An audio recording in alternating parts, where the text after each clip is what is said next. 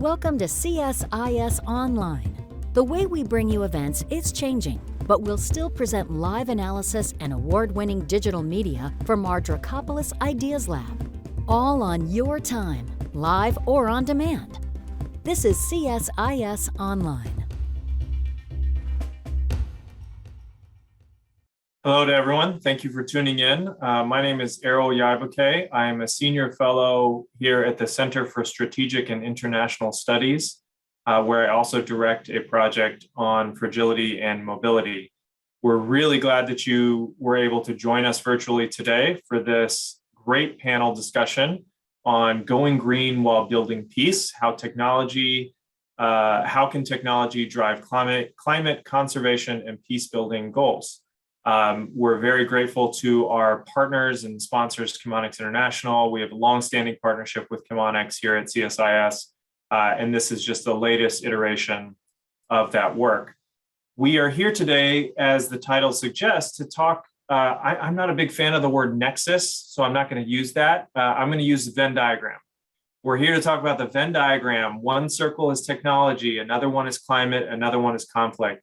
And at the center of that is the conversation today about how we can use technology to achieve both climate and conservation goals and reducing conflict while building peace. And so to do that, we've got a really great panel of people who are doing on-the-ground work, who are doing in-space work, in the sky work, and attacking this challenge set from various different directions. And so we will be talking about that relationship. We'll be talking about the challenges of utilizing technology in this way. Spoiler alert, it's not all rainbows and unicorns. There are some drawbacks to technology. But I think that this conversation wants to be very forward-looking. How should we be thinking about the role of technology when we think about climate and conflict? So without further ado, I will turn it over to my friend and colleague from Chemonics International, Sahar Tabaja, who is joining us from Dubai, I believe. We've got the Dubai skyline in the background. And Sahar is the global head of stabilization for Chemonics International. She has been doing some really amazing work, both in the field and globally, for this internationally recognized international development implementer, and we're very, very grateful that she could join us. So Sahar, when you think about that Venn diagram, when you think about technology and conflict and conservation and climate, where does your brain go? How do you think about that? Thank you, Errol, and good morning, afternoon, evening to all of you joining us. I think as both climate and peace practitioners, we are increasingly aware and thinking of this intersection, as you say, between climate change and conflict. And we know the statistics, right? Of the 25 countries classified as the most vulnerable to climate change by the UN, 14 are conflict affected. And that's not surprising. There are a number of ways that we've been thinking about this or exploring this intersection. First, we know that climate change tends to exacerbate the economic, political, and social grievances that drive conflict to begin with. At the same time, fragile and conflict-affected states, because of those very same factors that drive conflict, are also ill-equipped to handle climate change, whether to enact mitigating or adaptation measures, whether it's contestation of power or poor governance and so on. But as we work with local communities in conflict-affected areas, we're seeing myriad ways and more complex ways in which climate change and conflict systems are coming together, and giving us challenging realities. Where do I see the Venn diagram of the three, conflict, climate, and technology? I think that for us to be able to understand this complexity, these two very complex systems coming together, interacting, we need better tools. We need tools that can help us collect more data, bigger data, make better sense of that data in order to design smarter and more sustainable solutions. And this is what I think we can turn to technology for. I think some of our colleagues on the panel are going to give us some, really great in-depth examples of some of the ways in which we're already using technology to address some of these challenges. Let me give you a few examples of how we're seeing these challenges come together on the ground from the lens of local communities. Our colleagues working in Sinjar in northern Iraq have identified a specific challenge to the Yazidi community, which has been very valiantly trying to recover from the genocide, the ISIS-inflicted genocide over 2013-2014 in the Nineveh province. And this is an area that is heavily agricultural, and the community there has been, farming for years. This year, however, there's been sporadic rainfall, insufficient rainfall, unseasonably high temperatures, and the Nineveh Agriculture Department estimates that their cereal production is going to go down by about 70%. This has had knock-on effects, not just on the livelihoods of the people who live there, on farmers and livestock producers, but also on the thousands of internally displaced people and families who fled Sinjar, who were looking to return, but now find that they cannot expect to make a living if they do return. So are choosing to remain in displacement in locations where they are, where it's easier to survive, offers assistance and support, than to go back to unproductive land. And obviously that is going to feed into conflict dynamics across other governorates in Iraq where these families have fled to. We're seeing similar patterns of climate-induced migration in Yemen as well. The country is one of the most water scarce in the world, as we know, and we're seeing conflict increase over access to water-rich lands. As this scarce resource dwindles, and the conflict, while the conflict has waged, a lot of large areas or governorates have seen an absence of the government, of the Yemeni government. And so a lot of this land grabbing has been happening over public lands as well. And that is going to create problems, isn't just creating direct conflict over land now, but will be creating problems in the future when and if there is some kind of resolution. How do you remanage all of that? And Yemen is a particularly interesting example for me because it's where we see this intersection playing out in even more complex ways, more than just, failure of government or governance structures or increased competition over dwindling resources, which is maybe how we more, traditionally think about this intersection of climate change and conflict. In Yemen, in multiple places, we are seeing conflict actors, armed military actors, as well as political actors, deliberately weaponizing the consequences of climate change to serve their war aims. The city of Taz, for example, was experiencing very serious water shortage before the war broke out.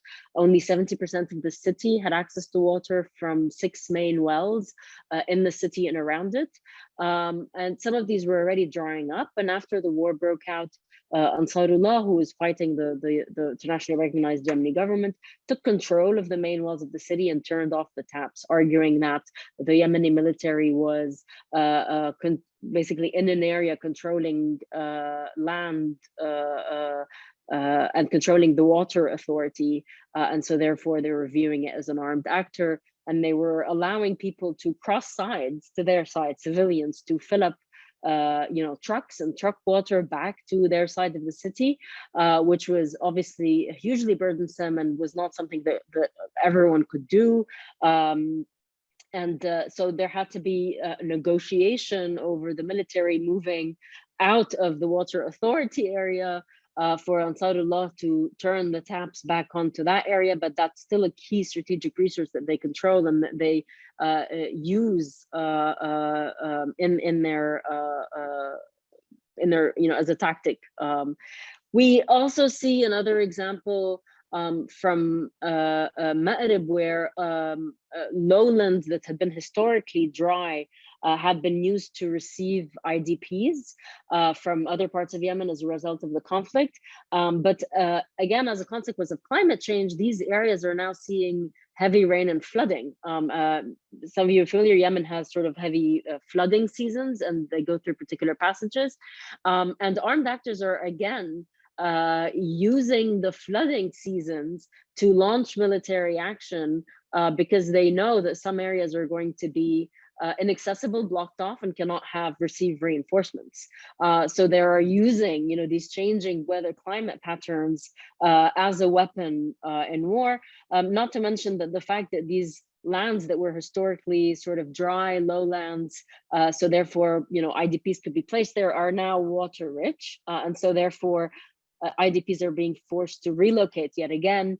And then there's a whole other negotiation conflict happening over access to this water. And there are other examples we can look at as well from other parts of the world, from Colombia, what's happened in areas that were previously FARC controlled with skyrocketing levels of deforestation, both as a consequence of the peace deal, but also as a consequence of past conflict trends or factors. So that's something that we can talk about perhaps later.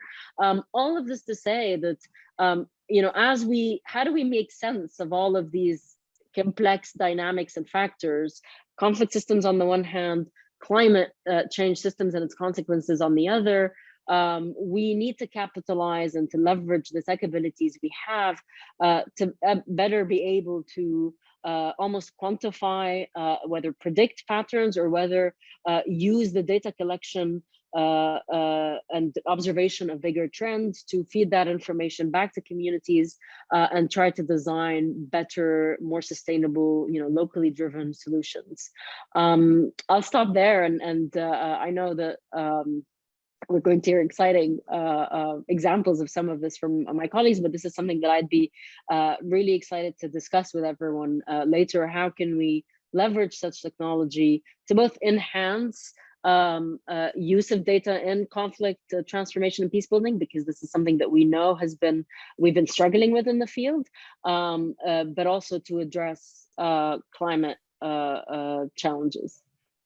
Thanks, Sahar. I love how you said collect more and better data and then analyze that data. I think that second step sometimes gets lost. It's like the collection of data is the end in and of itself. And I think the ability to analyze it is really important. I also was really struck by your examples of armed actors weaponizing the consequences of climate change. I thought that was really excellent and clear depiction of that. For those of you in the audience, we will be using the Q&A function in Zoom. So if you, we're hoping to leave some time at the end. So feel free to ask questions to any and all of the panelists. Anjali, if I can move to you after this. So Anjali Nayar is the founder of TIMBY, which stands for This Is My Backyard, and which is a suite of encrypted tools used by communities, NGOs, and workers living and working on the front lines of big business around the world to document and share issues related to human and environmental rights.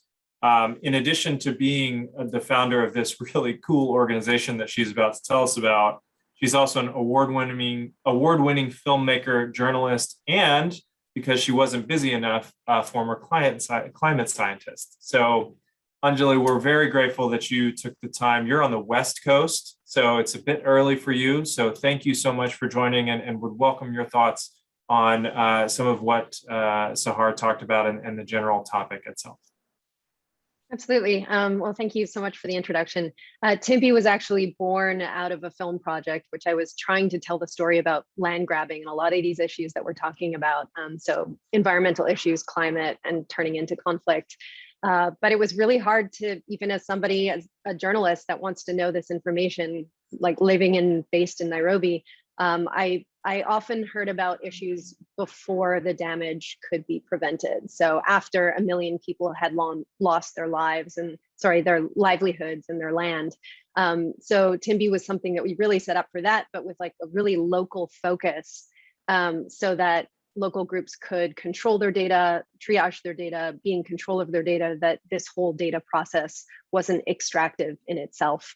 One thing you just mentioned is this idea of collecting data and then being able to analyze it. I think that like collecting data is the first part, analyzing the data is the second part, but being able to share it to channels of influence is the third part that's really crucial. So how do you do that? You have photos, you have evidence, it gets lost on a computer that gets a virus, phones break. We're in these areas in the world where it's really difficult to kind of create that conversion to impact, whether that's through a policymaker, whether that's bringing something to the government, whether it's bringing it to a pro bono lawyer. So that sharing of data is the third step that I think is so crucial, and that which people forget. So yes, collecting it, knowing what you're actually trying to do with it, but then being able to collect that information in the way that it can be turned into impact. So if you're going to bring it to court, what do you need in that data to be able to have it as admissible in that particular court? So TIMBY in general, we have these monitoring tools, but you don't often see TIMBY. It's really underpinning and supporting the regional and local and national, international monitoring that's done by some of the biggest organizations in the world from full countries and their supply chains, such as Mozambique or Mexico for environmental disasters, but also organizations like Oxfam or Transparency International, as well as tiny little monitoring projects by indigenous communities in some of the world's most important rainforests. So if you want to learn more, you can definitely get in touch with me afterwards, I know, but I apologize in advance for our website, timby.org, which is about 10 years out of date. So I'd love to change the conversation to the local, because Sahar's really mentioned, what this looks like at the global level. We know that we have world populations that are surviving. 25% of the world's population survives on smallholder farming. That doesn't include coastal populations and forest populations that are really impacted by climate change. And when we look at it at the local level, it's really curious how this all plays out. So in our experience working on the ground with communities in around 50 countries and 25 languages, the conflict often comes from a miscommunication or a breakdown in communication between groups in power, companies, governments, et cetera, and local communities.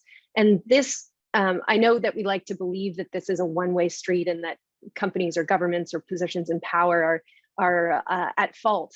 But in these local conversations that we see, we often find the miscommunication goes both ways. So there's a mistrust on the side as well as like regional or local powers, because the information being shared by communities is information that might be weeks or months or years old.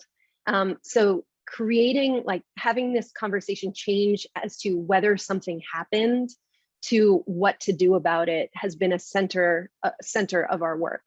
And we can do that through geostamped and timestamped and evidentiary chain, things like hashing and so on, which change that conversation and kind of build the sensation of trust on both sides. Doesn't always work, but it is definitely part of the process that to prevent things from leading to protests and miscommunication and breakdowns and negotiations.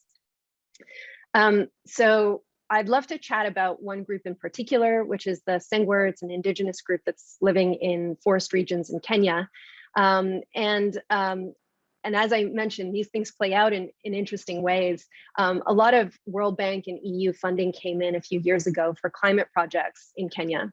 And Kenya does have these forested regions, which have been degrading over time. And there are local indigenous groups that are living and have lived in those forests for a really long time. And we all know from extensive research that the participation and inclusion of indigenous groups in forest conservation is really, really important to the sustainability of that work. In this particular case, all this funding that came in was really being used to equip with arms or vehicles, et cetera, the Forest Service of Kenya. They were going to fence it off and evict all of these indigenous groups that were under the perception of contributing to forest degradation rather than helping to preserve it. So in this sense, the Forest Service was using violent evictions, killing people, maiming people, burning down houses on a regular basis. when TIMBY was inserted into the system, within a month, all of that violent evictions just stopped. And we believe that it's two things that are at play. I think the intention of TIMBY often is the evidentiary-based role, so evidence-based documentation, linking satellite data with on-the-ground ground truthing, et cetera, can lead to accountability. But there's another thing that these technology projects bring in, which is what we like to call the spotlight principle. So when you're driving down a road and you see a little sign that the flashing lights that tell you what speed you're going, just the perception of oversight often leads to better behavior. So within a month of this happening, these violent evictions stopped, requests for bribes stopped, pretty much everything that you can think of that was creating this hostility on both sides just evaporated. For about a year and a half, there weren't any evictions or any violent situations whatsoever. So I think that's one of the ways that I like to think about it, is that we know that there are so many different things at play, but if we can start having meaningful conversations about them and have them be factually based and have people on both sides be able to come to the table with trust, that seems to be one of the major aspects of starting to heal or bring together groups to be able to talk about real options for conservation sustainability. And in this case, the Sangware, within a month, they stopped documenting the violent evictions and put their intentions on creating community bylaws where they could create rules with the community to work on their own sustainable use of the forest and documenting the steps to make that happen. So the planting, use, etc. So from something that started as a really negative documentation process, they could use the same tools to start documenting their change and their own policing of their own use of the forest. So that was a really fantastic situation that we've seen now replicated in many other countries. I think one of the questions that you just asked earlier was like, what makes these projects successful? And one of the major things that we've noticed that works, and it often is the case in local communities and indigenous populations, is that if you have a common mission, so if you have a common mission to preserve a forest, to make sure that you're healthy, to make sure that there's not gas flaring in your environment, that is what often brings a community together to be able to start running these projects. The second thing is really putting the data in the hands of communities, as I mentioned before. So this isn't a project that reports to TIMBY. This is a project where TIMBY equips communities with really easy to use tools that put data into their hands to be able to make the decisions that they need to make. So in essence, it's democratizing this entire data collection system and stopping this idea of like extractive data collection, which is brought to an organization that's going to solve people's problems, but really creating local solutions that are sustainable over time. I know you mentioned that your website is about 10 years out of date, but I'm guessing that website traffic just went up quite significantly. So you had also mentioned in one of our prep calls that most of the work that you do is based off of referrals and word of mouth, but it's such a compelling vision and really important work that you're doing. I think your point about that third step of sharing the data, not just collecting and analyzing, really well taken there. And this point about miscommunication and finding common purpose. Zand, when we get to you, would love your thoughts on that from a local peacebuilding perspective, because that's my local peacebuilding brain was going in overdrive when I heard you talking about that. I'd love to turn to Peter Beaumont. So Peter Beaumont is he's director at the UK-based satellite applications Catapult, which he'll tell us a little bit about what that means. He's got a great satellite behind him. We really appreciate his taking the time. And with this, I think we want to zoom way out. We want to zoom out into what data, what technology looks like, what are the potentials in sort of those first two steps, that collection and analysis step. And I think that this organization that Peter works for is really on the cutting edge of this. I mean, we know about satellites, we know they exist, we know they orbit, we know they take photos, but how does that actually intersect with the issue set that we're talking about? Before I talk to you, Peter, I'm not sure it was clear. So without further ado, I'm going to turn it over to you. What's the work that you do, and how does it intersect with this kind of peace building and conflict prevention space that we've been talking about? Well, thanks for the introduction, Errol. So as you say, I'm Director of the Strategic Accounts here at the Satellite Applications Catapult, and I focus on our activities within what I broadly call the international development and humanitarian sector. The Catapult is a UK-based technology innovation company, and our core focus is to make sure that government, academia, and industry all maximize the opportunities that satellite applications can bring. And we're working together with Chemonics and Zand, who's going to be talking next from Conciliation Resources on a project called Accept. And this is a cross-border conflict evidence policy and trends research program, bringing together world-leading experts and local researchers to look at conflict-affected borderlands and how conflicts connect across borders. Funded by UK aid. And a large part of the work that we're doing on this project actually is driven by the use of satellite-enabled geospatial data and technologies. And as I say, we're about to start work on a project, and Zand will talk more about that. So what I want to do is, as you say, go back up into space and give a higher level introduction to what is Earth observation and what are the opportunities available to us today. And actually, this is very timely, the event that we've got this afternoon, because at last week's launch in London of the annual Global Humanitarian Overview, the UK Minister of State for the Middle East and North Africa spoke about the need for innovation, data and technology to be at the heart of solutions, to build new partnership and tools, to look at how you can harness big data and artificial intelligence, and in particular, bring in the expertise of the private sector. So a number of the points that both Sahar and Anjali made already in the session today are critical to developing some of these solutions.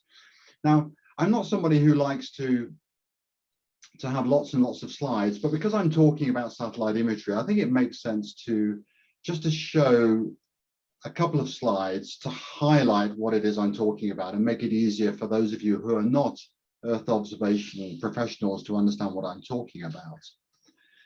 So you'll see in the slide here, I've got a graphic of the Earth with satellites navigating around the Earth. Now, what I'm talking about here is imagery collected by satellites.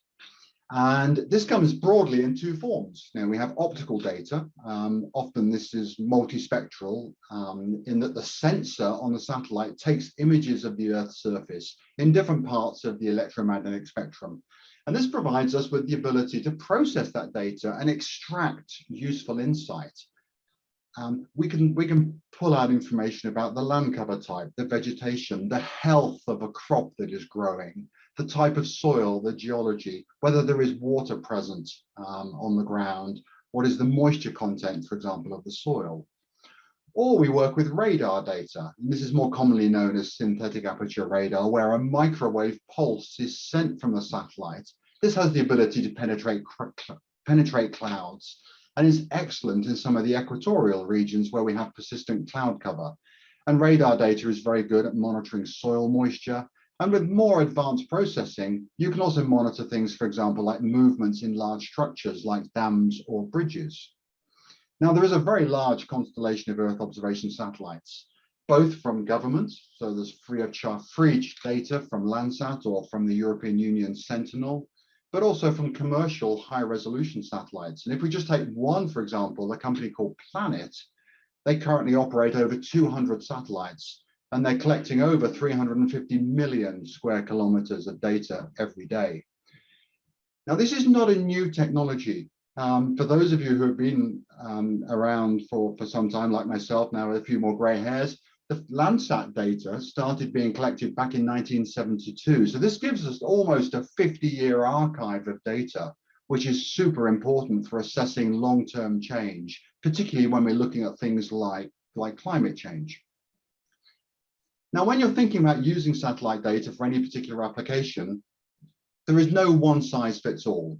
No, we have to think about what is it that you're trying to look at on the ground? What is the size of the object on the ground that you're looking at, or the phenomena that you want to monitor? How often do you want to monitor it? Is it something you need to be looking at every day, or is it something you need to be looking at every week, every month, every year? And do you need to be looking at classifying what that feature is on the ground? You know, for example, do you need to have that multispectral data? And if you do, what elements of that electromagnetic spectrum are you interested in looking at? So for example, if you're looking at fires, then you want to be looking at thermal data. You might want to be looking at nighttime imagery to identify, for example, where settlements are that have access to electricity, or where electricity maybe has been cut off. Now, why would you consider using Earth observation in your projects? Well, it does provide a very rich source of information. It covers large geographic areas. It's very cost effective. It's from free up to sort of, for example, $25 for a square kilometer of data. It's repeatable. You can compare data from one date to another. But really importantly, and going back to the point that Anjali was making, it's digital data that can be integrated into an information system and analyzed by a data scientist. And this point is absolutely critical, because the real value from satellite imagery comes from the fusion of the imagery with other geospatial data, and then the visualization of that data in a way that a decision maker can then extract the insights that they need to then make a decision or some form of intervention. Now, what are examples of this? Now, this slide are some very, very broad examples which relate to climate change and relate to understanding what's happening on the ground that might impact, for example, mass migration of people, or might impact, as Zand is going to talk about later on, for example, pastoralists, and where do people move with their herds based on where the potential food sources for them are. And there's such a broad range of application areas which are really well documented online. But the ones I wanted to talk about here, if we think about agriculture, you'll see the image of Africa showing seasonal changes. This has come from a satellite called MODIS, and we can mathematically process that data, particularly the imagery that's been collected around the near infrared part of the spectrum, and we can analyze it over many, many months or even years to see those seasonal changes. And we can then start to compare where climate change is having an impact. And as I say, we have a 50-year archive of data, so we can actually look at year on year and average comparisons. We can also look at things like land use and land cover, and we can monitor the changing land use and land cover across an area. The image in the lower left hand is what we call fractional cover. And this is analyzing the data to look at splitting the landscape into three parts. You know, the green elements, so these are the leaves, the grasses, the healthy growing crops. The brown, which are branches, dry grass or hay, dead leaf litter. And then, of course, bare ground, you know, soil or rock. And by monitoring the proportion of these components of living vegetation to bare ground over time, you can monitor the changes in available vegetation for livestock feed. And then the image I have is showing water resources. This is showing how you can monitor changes in surface water from data. This is actually from Landsat data. And the image is showing the percentage of time since 1987 that water was observed by the Landsat satellites on the floodplain. And the water frequency is shown in a color scale from red to blue. Those areas that are red are areas where there's an infrequent water observation, and those in blue showing a more persistent water observation. So when you start to bring these different types of data analysis together, you get a really good understanding of what's happening on the ground, both in terms of potential food security and also water security. Now, where is the technology going? And this is definitely worth thinking about. We're seeing more open data satellite policies, making data available free of charge to end users. And when we combine that with cloud infrastructure, this is really creating transformational opportunities for us within the international development and humanitarian sector. We're seeing the development of Earth observation data cubes, This is enabling continental scale management and analysis of data. And we're starting to see changes in the business models. We're starting to see the satellite operators provide much more cost-effective ways of us having access to Earth observation data. And a lot of this is being driven by the cloud computing organizations. And we're seeing organizations like Microsoft, like Google, like Amazon, creating global archives of Earth observation data and making that accessible to us. And if we think of more specific examples that are available today, we've got organizations like Esri. They've created something called the Living Atlas, and this provides access to over 10,000 geospatial data sets. We've got Digital Earth Africa providing continental scale management and analysis of Earth observation data, including applications, for example, looking at the probability of cropland across Africa. And then another really exciting, well-established project is something called Servia Global.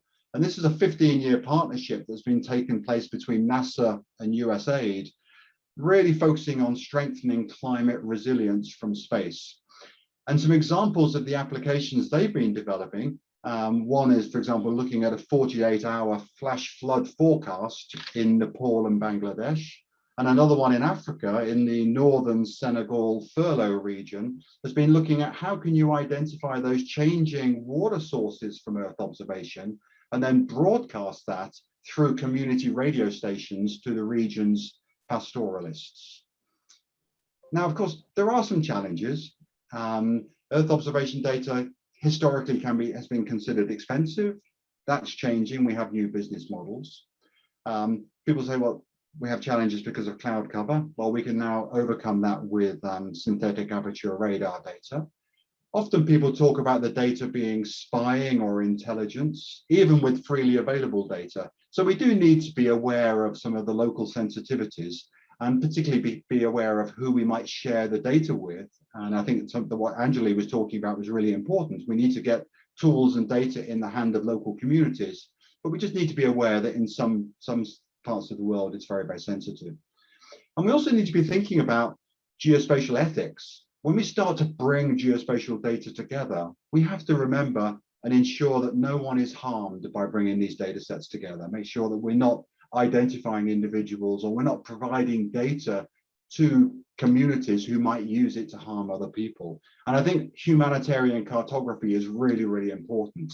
Understanding what do we publish? You know, we have a lot of power in our hands when it comes to geospatial data science, and we have to think about what we make available. And there's some really great work being done by organizations like Ethical Geo and the Benchmark Initiative to develop the Locus Charter, which is helping to provide some support and decision making around the ethical elements of geospatial work. And UNICEF, as many of you know, have done a lot of work on geospatial evidence gathering. So somebody who's spent more than 30 years in the geospatial space, I'm hugely positive about the contribution that we can make into this sector. There's more data than ever available to us. We have cloud computing resources. We have the GIS software community embracing Earth observation data and integrating it with advanced machine learning. We have a growth in regional geospatial data hubs, and we have projects like Digital Earth Africa and Servia Global that are truly democratizing the access to data and allowing more informed, inclusive and strategic decision making. So I think we truly are at a really, really exciting time. And I'm really looking forward now to hear what Zand talks about, coming right back down to earth to give us a real practical use case on the application of Earth observation and geospatial data. Yeah, thanks, Peter. And as you're bumping off the shared screen, I will, I think I'm normally allergic to PowerPoint as well, but I think in your case, it was really effective in showing what these different cool tools are. I think most of the people on this call were probably amateur cartographers in their youth, and I think you just continued that on and made a career out of it. And humanitarian cartography sounds like a job that lots of people are going to want to do in the future, I hope. So I want to turn to Zand. So Dr. Alexander Ramsbotham is the Director of Research and Innovation at Conciliation Resources, which he'll tell us a little bit about. And he has a lot of experience in Africa, and he's been working on the Peace and Security Program at the United Nations Association in the past. He's worked at Chatham House, so he understands a little bit about the think tank space, which I appreciate about you, Zan. But I think there's sort of a benefit and drawback to going last, is you've heard a lot, so I'm sure you have some stuff to say, but what I'd also welcome just your reactions to what Sahar and Anjali and Peter have said about the benefits and drawbacks and potential utilization of technology in this space.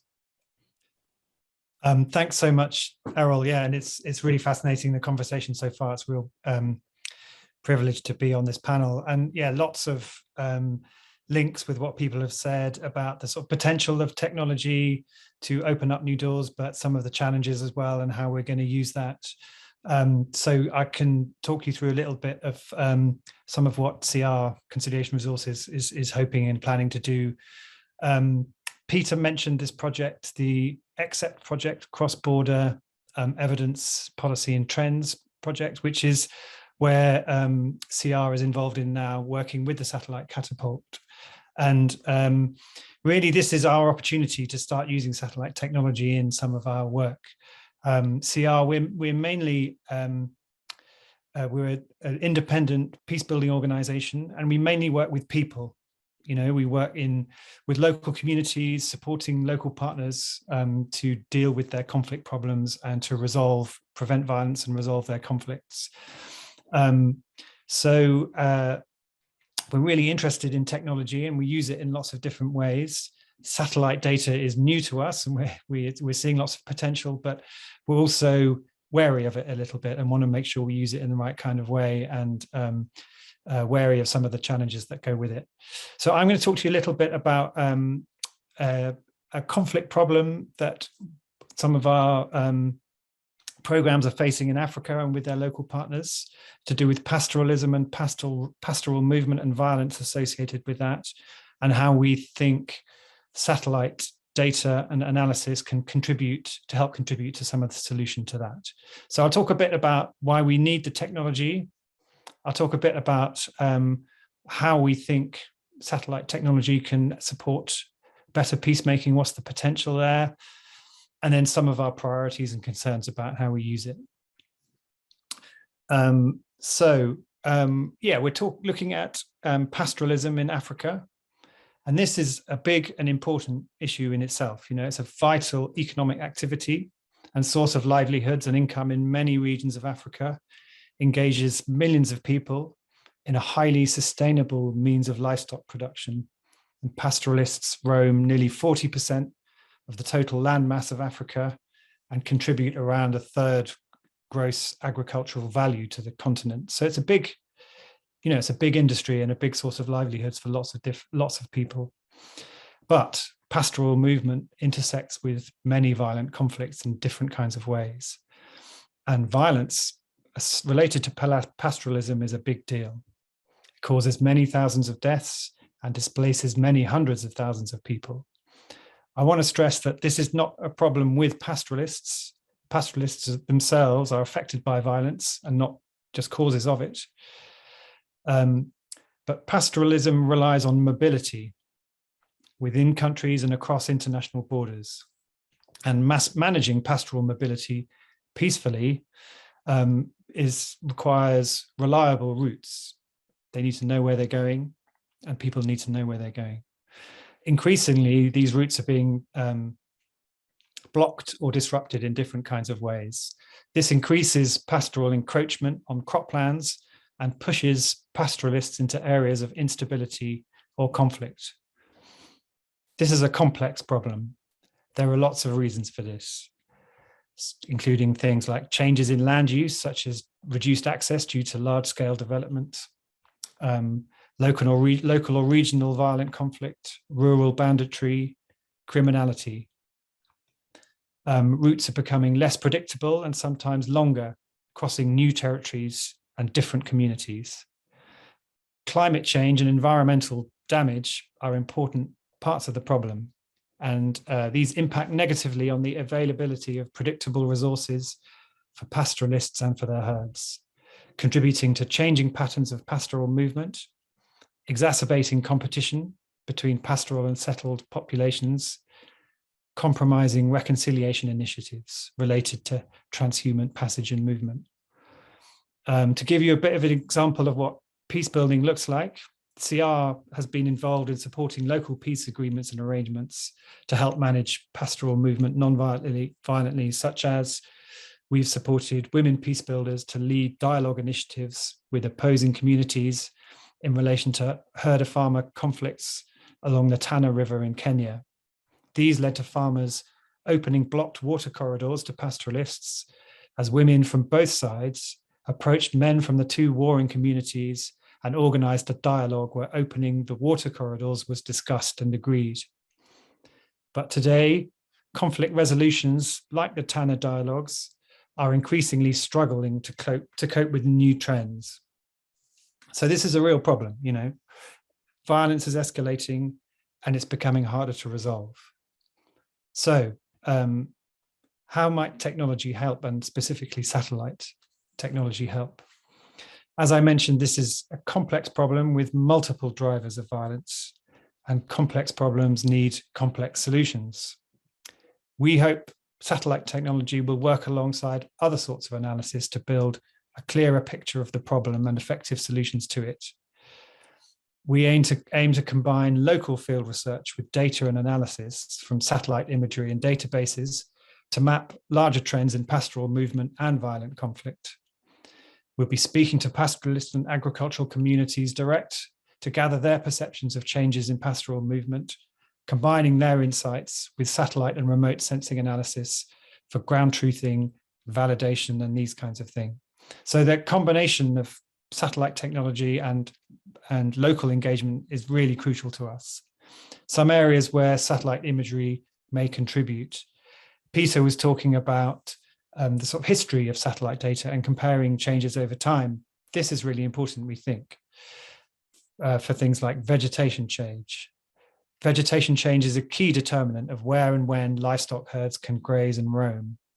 We hope to look at changes in vegetation over recent decades, linked to issues of climate change, ecological change, and biodiversity. We hope to see changes in patterns and how they've been mapped against local societal impacts, such as distribution of pastoralists and livestock. Changes might relate to savanna woodland and forests, the amount of open grassland, changes in denuded areas and desertification. Looking at things like what's causing vegetation change, patterns of deforestation, growth of urban areas and rural settlements, climate change and changes in rainfall, temperatures and propensity of drought. We're also hoping that we can find out more about pastoral routes. What is the scope to map key pastoral areas in terms of distribution of cattle, analysis of land use, where pastoral areas are in relation to farms. How much can satellite data record where existing routes are, and look back at historical data to know where transhumans' routes have been blocked by farms or other developments. One area that we are very interested in is thinking about looking forward, anticipating, preventing violence.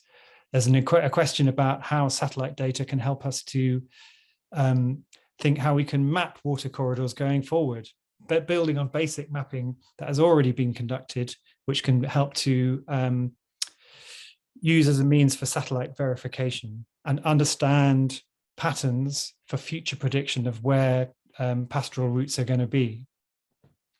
A lot of this, the sort of need for this, where we want to know where information is not coming from people like me who sit in an office in London most of the time. It comes from our teams working out in the fields, but particularly the local partners they work with. For example, local peace committees in Kenya, on the Kenya-Somalia border, have had some success in facilitating dialogue between pastoralists, sedentary communities, and armed actors to agree local peace deals. But they lack basic resources for preemptive diplomacy.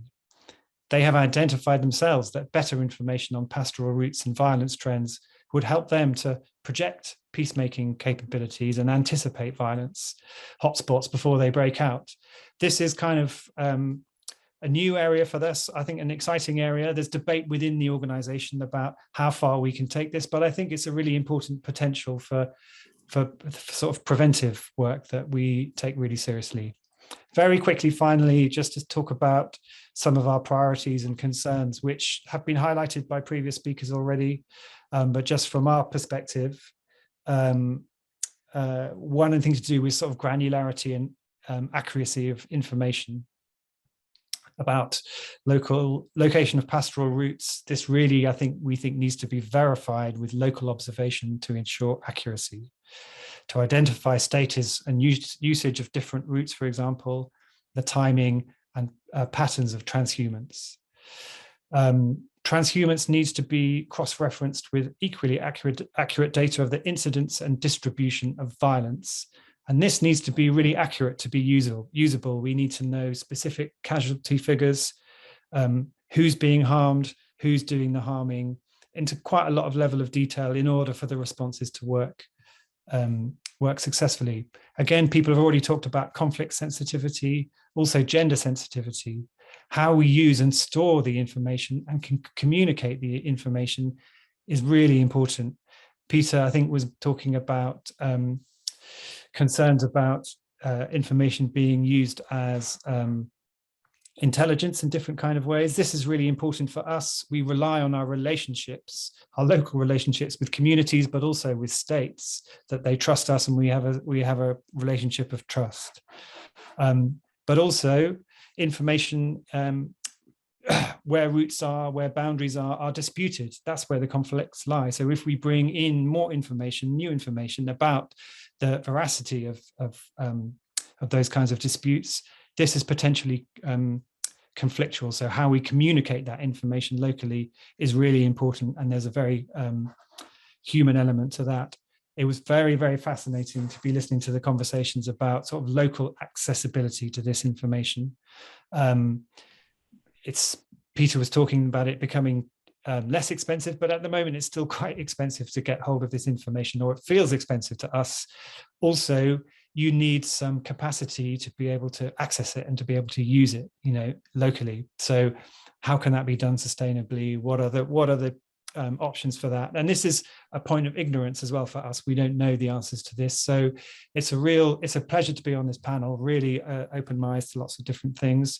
It's a good opportunity for Conciliation Resources to be in a consortium with Satellite Catapult, so they can help us to understand some of these opportunities, but also some of how to navigate some of the challenges that we identify with our local partners. So we're really excited to be in the place where we are and the potential that we can see.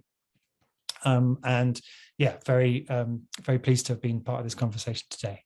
Yeah, thanks, Zan. And I think that lots of really good stuff there.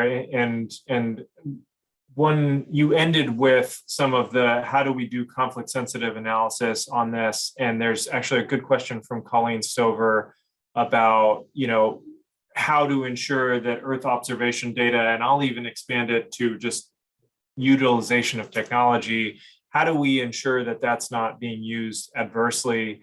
Is you address that. I'd love to go to Anjali and then Peter on the same question about negative utilization of technology. Peter, there's another very technical question that uses the words cryptocurrency and other things. If we have time, we'll get to that.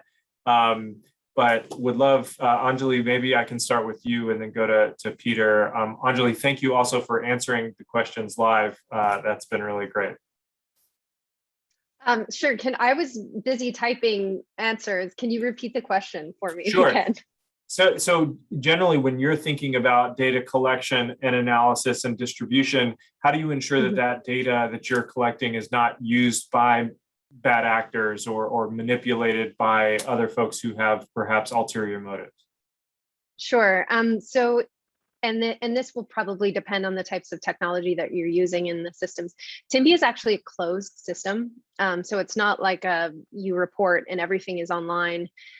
You, in the design process of any TIMBY platform, you're deciding how open or closed that you want to be. And in situations such as like Colombia or otherwise, where there are several actors and there could be risks associated, you want to make sure that that system is as closed as possible to ensure security of all of those involved. There's different permissions within the system. So for example, mobile users might only have the ability to contribute, but they don't have the ability to see the dashboard, and you have various permissions within the dashboard that either enable you to like see or moderate or add users or delete information, etc. We also have created different silos within the TIMBY system. So if you have multiple groups, say even Indigenous organization A, B, and C, and they do not want to share data for other security reasons, then you'd be able to silo so everybody can see their own, but there might be some networked data over top that you can see analytics and so on. So similarly, if you wanted to bring in a policymaker or a government official, you might be able to show them analytics without showing them raw data. And for the moderators of that dashboard, you just need to make sure that it's a legitimate process. Obviously, creating tools that are offline, low literacy, easy to use, a number of other things can engage users, but it's going to be the legitimacy of that dashboard and the sustainability, things like gaming, we've been talking about incentivization, to keep it running. Those are all really important things to do that. So I'm not sure if that entirely answers the question. Also, Clay has talked a bit about incentivizing groups, and that can be done by a number of different ways. There's monetary things. If you have official monitors, it can be just because there's adequate feedback and access to remedy. We actually have a built-in grievance mechanism, a queuing mechanism for responses and for updates and feedbacks, as well as we've created, because we know how hard it is to keep on top of these things, response and different formats to create feedback that happen automatically. So we've created a kind of gaming system where there's other ways of providing incentives that don't rely on fallible humans. So those are all things that we consider. As fallible humans, Peter, how do we, same question to you, how do we make sure that we reap the benefits without suffering the consequences of these types of data? Well, I think as sort of Earth observation or more broadly geospatial data scientists, I think we have a lot of responsibility on our shoulders, because there's an awful lot of good that we can do with the data that we have sort of stewardship of, but actually, there's potentially also some harm too. And Anjali made some really important points in terms of how you design the systems or the applications that you might want to put this data into. But we have to think very, very carefully about what is the decision that's going to be made by the end user, and how much of the data that we have in our stewardship do we make available to that individual or that organization, and then what data are we going to show, at what scale, what resolution or generalization will we publish that data. So for example, if we are looking at things like IDP camps, do we want to show the exact location of a camp, or do we want to show a generalized location? And of course, it all depends on who is the person who's going to be, or organization who's going to be viewing that data. And this is partly looked after by the commercial licensing for the data. So anybody who purchases commercial Earth observation data will have to comply with the relevant export control obligations, which clearly ensures that we identify and review who is going to be a recipient of that data. But also, as I mentioned, within the geospatial sort of data science profession, there's been quite a lot of work being done, and we've got something called a locus charter, which provides some guidelines on bringing various geospatial data sets together and thinking about particularly the privacy implications. But for us in the humanitarian world, we need to be thinking more about the let's do no harm aspect. And there's been a lot of great work being done by UNICEF looking at geospatial evidence gathering and those ethical considerations. And we as the Catapult actually are going to be next year kicking off some work, and we're hoping to work with an organization called Map Action to look at developing some of these ethical guidelines further and then making those available to the community. Thanks, Peter. Sahar, I don't know where the time went. I was just so enraptured with all the presentations that there's so many questions. We're not going to unfortunately get to all of them.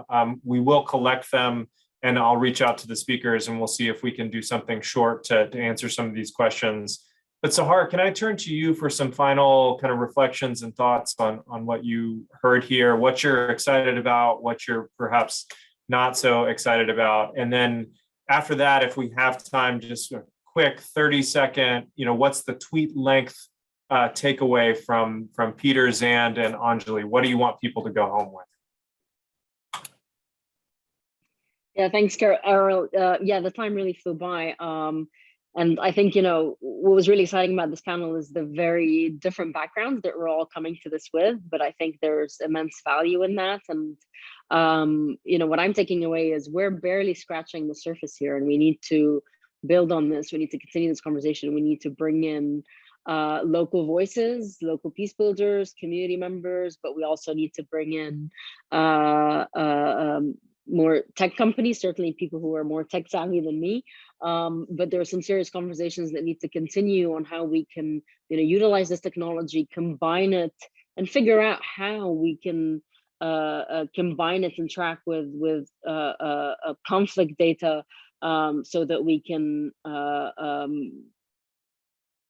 use this information to make the right decisions at multiple levels, at local levels, but also as an international community. And there are multiple questions that I think, we really should go back to and answer in the Q&A in terms of how we can use this technology further. So I won't take up much time, and we'll allow my fellow panelists to sort of highlight their takeaway. But for me, I'll just say that I'm looking forward to figuring out how we can continue to work on this together and bring in others and try to get close to some of the answers.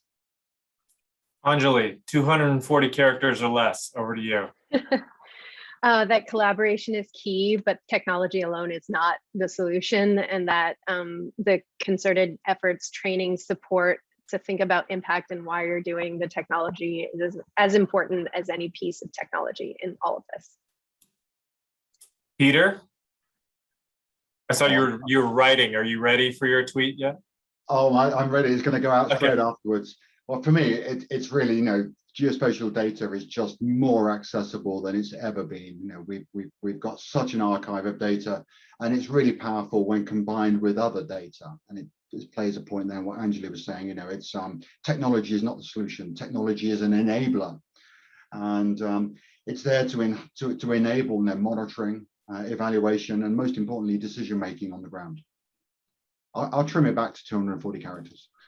That's more like the 480, the new version of Twitter. But Zand, last word over to you. Thanks. Yeah. I guess for me, conflict resolution is generally quite sort of backward looking. It sort of deals with the problem when it's arrived, and there's a bit of a limit to what you can do there. I'm quite excited by, does technology allow us to look a bit more into the future and see a trend going forward and prevent a conflict before it breaks out? Well said. Thanks to all the panelists. Thanks to everyone for joining. I'm sorry that we didn't get to everybody's questions, but I think the volume and the excellence of the questions just goes to prove Sahar's point that we're just scratching the surface here. Lots more work to be done. Look forward to keeping in touch with everyone. Thank you again. Thank you to Chemonics for the partnership on this, and we'll see everyone next time.